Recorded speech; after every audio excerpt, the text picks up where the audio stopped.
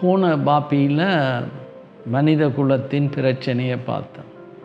எல்லாரும் இலக்க தவறிட்டோம். தேவனுக்கு மகிமை கொண்டு வருகிற அழைப்பை எல்லாரும் தவறி, அதுதான் பாவம் என்று சொல்லுது. நாங்கள் நினைக்கிற கல் குடிக்கிறவன், விபச்சாரம் செய்கிறவன், சிகரெட் குடிக்கிறவன் பாவம். அந்த இலக்க தவற எல்லாரும் பாவம். அதன்படி வார்த்தை என்ன சொன்னதா எல்லாரும் பாவம் செய்துட்டோம். அப்போ அது ஏனெண்டா பிறகு நாங்கள் பார்ப்போம், எங்களுக்குள்ள ஒரு மாம்ச சுபாவம், கர்த்தருடைய சித்தத்தை செய்ய எங்களை இயக்க விடாத ஒரு குணம் சுபாவம் ஒன்று இருக்குது. அது இருக்கு மட்டும் தேவனுக்கு மகிமை கொண்டாட வாழ்க்கையை எங்களால் வாழ இயலாது. அப்போ இதுக்கு என்ன பதில்?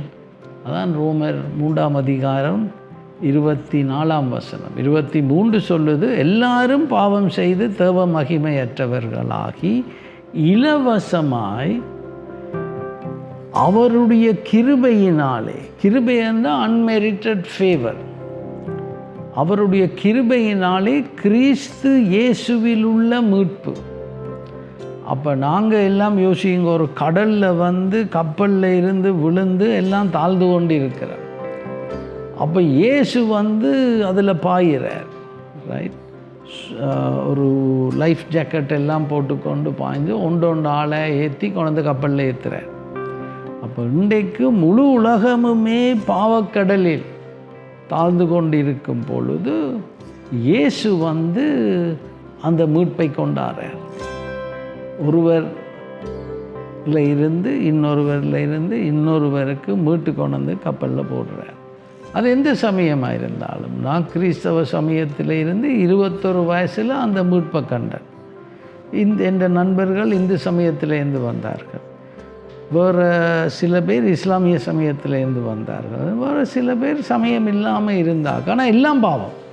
தேவனுக்கு மகிமை கொண்டாட வாழ்க்கையை நாங்கள் வாழாமல் இருந்த காலத்தில் அவர் எங்களை மீட்டு கொண்டு கப்பலில் ஏற்றினார். சரியா? அப்போ இதுதான் நற்செய்தி, இதுதான் சுவிசேஷம் என்று சொல்கிறது. ஒரு நற்செய்தி.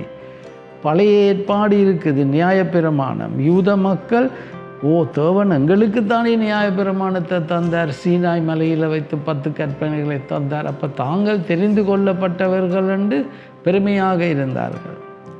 நாங்களும் கூட இன்றைக்கு இலங்கை தேசத்தில் இந்து சமயமாக இருக்கலாம், புத்த சமயமாக இருக்கலாம், இஸ்லாமிய சமயமாக இருக்கலாம், நாங்களும் எல்லாரும் ஒரு மதப்பற்றுள்ளவர்களாக, ஆனால் ஒரு விதத்தில் பழைய ஏற்பாட்டு வாழ்க்கையை தான் வாழ்கிறேன். நான் மதத்தை கடைப்பிடிக்கிறேன், அதால் நான் கடவுள்கிட்ட போய் சேருவேன். ஆனால் வார்த்தை என்ன சொல்லுதா இருந்தால், ஒருத்தரும் நீங்கள் ஹிந்துவோ கிறிஸ்டியனோ முஸ்லீமோ புத்திஸ்டோ போய் சேர இல்லாது. ஏன்னா எல்லாரும் இலக்க தவறிட்டோம், அவருக்கு மகிமை கொன்றே இல்லை, ரைட்? அப்போ ஆனால் இயேசு சொல்கிறார், இல்லை நான் உங்களை மீட்கலாம், 1 by 1, ஹிந்துவா முஸ்லீமா கிறிஸ்டியனா, நான் வீட்டுக்கு கொண்டு கப்பலில் ஏற்றலாம். தேங்க்யூ.